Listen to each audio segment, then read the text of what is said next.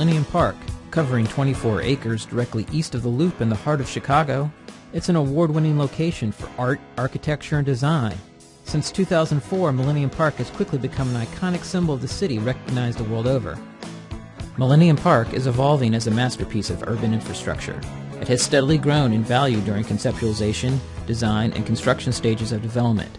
Quality programming and excellent management are now catapulting the park to previously unpredictable levels of sensory and experiential stimulation, economic returns, social and cultural advancement, and environmental benefits. A group of researchers from Texas A&M and DePaul University wanted to know what the impact of Millennium Park has meant to Chicago and its residents.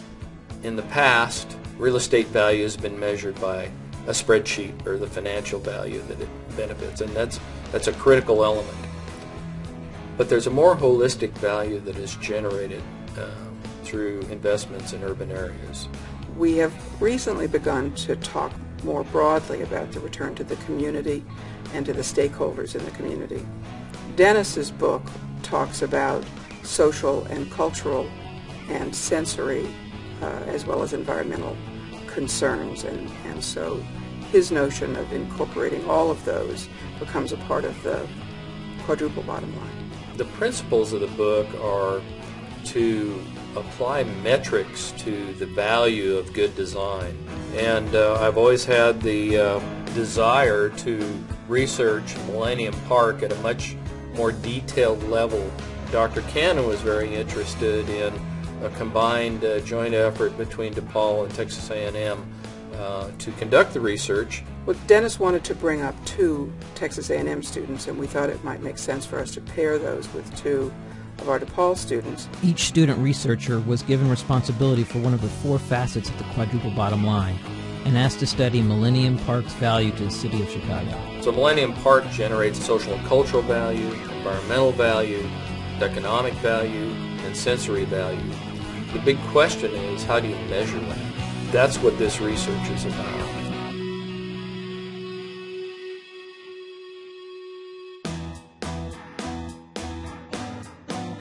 Moving beyond a traditional dollars and cents return on investment approach, the research team discovered social and cultural value added by the park. In 2004, around 3 million people visited the park, and now in 2011, it's going to be over 5 million, which is roughly a 67% increase. So it ramped up. It didn't go down. You know, it wasn't just a flash in the pan. The first year it's open, everyone wants to see it, and then the population goes down, but in this case it's going up. All those people are families, children.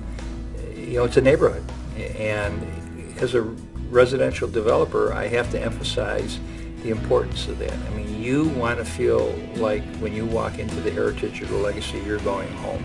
And one of the ways to feel like you're going home is as you walk down the street to your front door, you see people. I think the thing that strikes me is the way that Chicagoans use this park. On any weekend day, there'll be wedding parties there. The notion that in the springtime now, students drive in from the suburbs so that they can come to the park and have their photographs taken.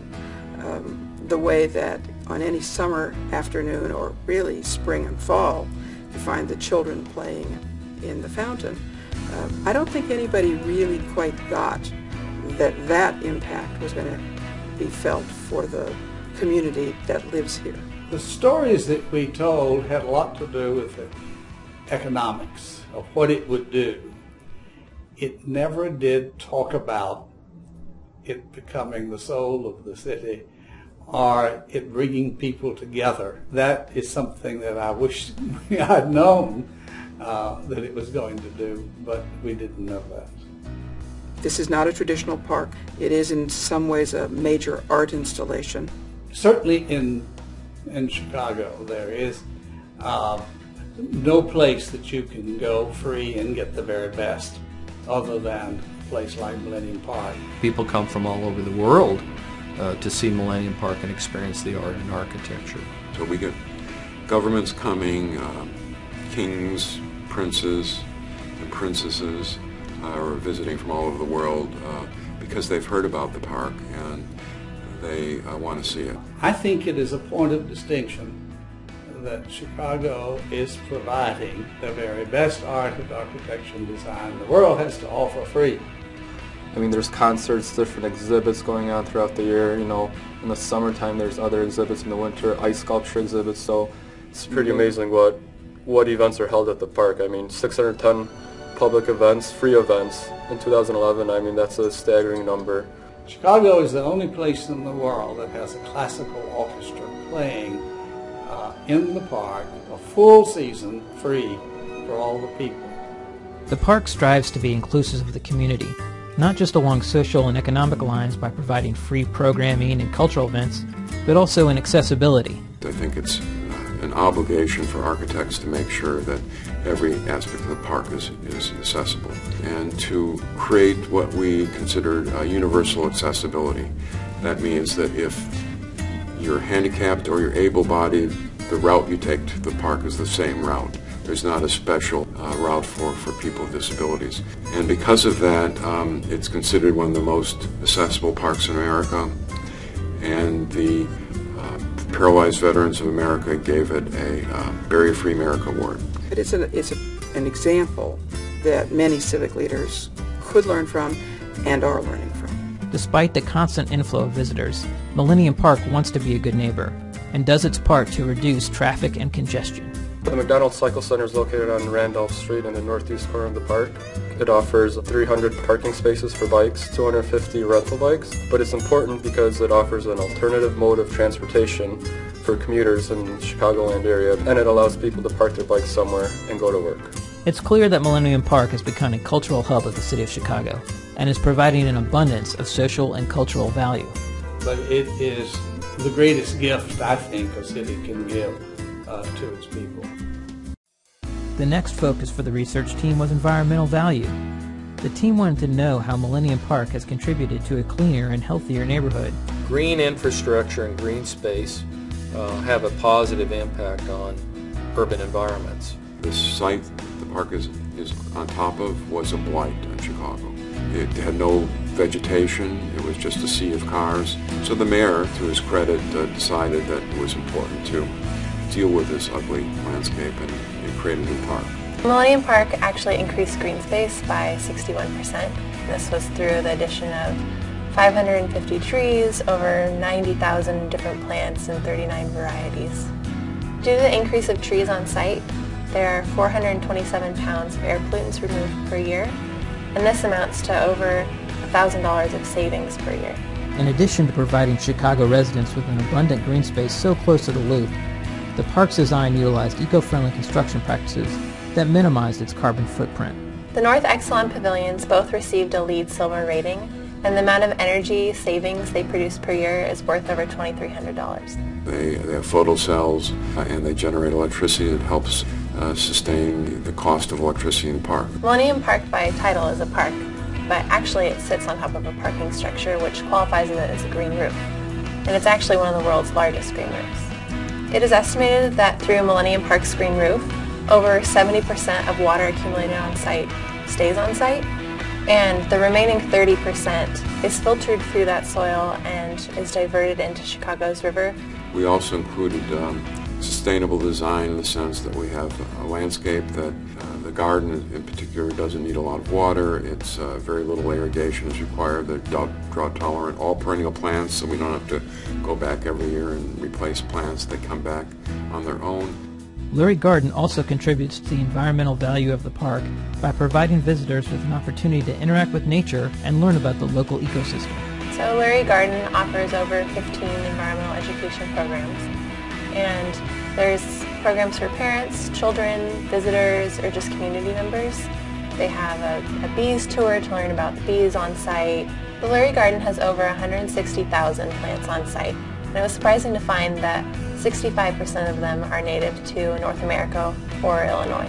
While its goal is to expand on traditional valuation methods, the quadruple bottom line approach views economic return as a key benefit, and the team was able to put together a detailed analysis. By going into the project, I expected to be able to identify significant economic value, and we were able to do that and then some. The momentum is all moving in the direction of an increased value across all asset classes.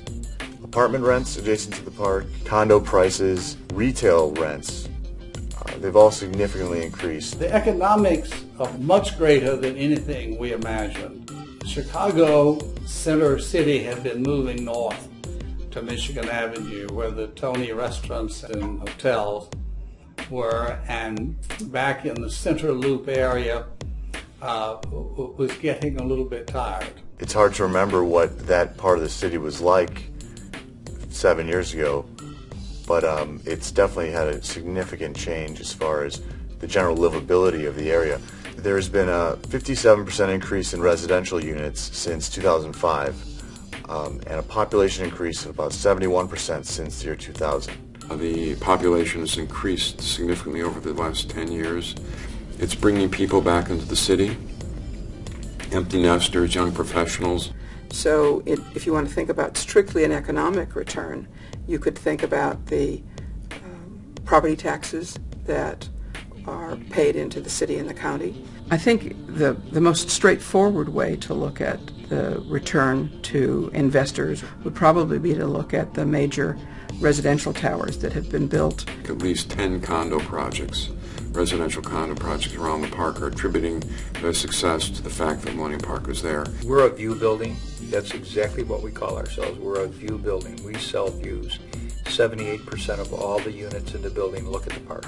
There's so many things about the park that were important. First of all, we would have never built without the park. We were aware of the park. We knew the park was coming along. We pre-sold 70% of the building. Before we opened the construction loan, we were 70% sold, which allowed for a very good financing of the property. It had a terrific reputation from the get-go. The team wanted to focus on isolating the economic value in real dollar terms of a condo with a Millennium Park view. We found that there's a significant premium paid for condos facing the park versus lake and city views. So because there's a lot of variables in condo sales, we needed to differentiate between the floor the units were sold on and the views. And there's few buildings that had enough transactions where we could make a distinction between the two. We identified $125 per square foot premium paid over the last few years. The evidence is clear.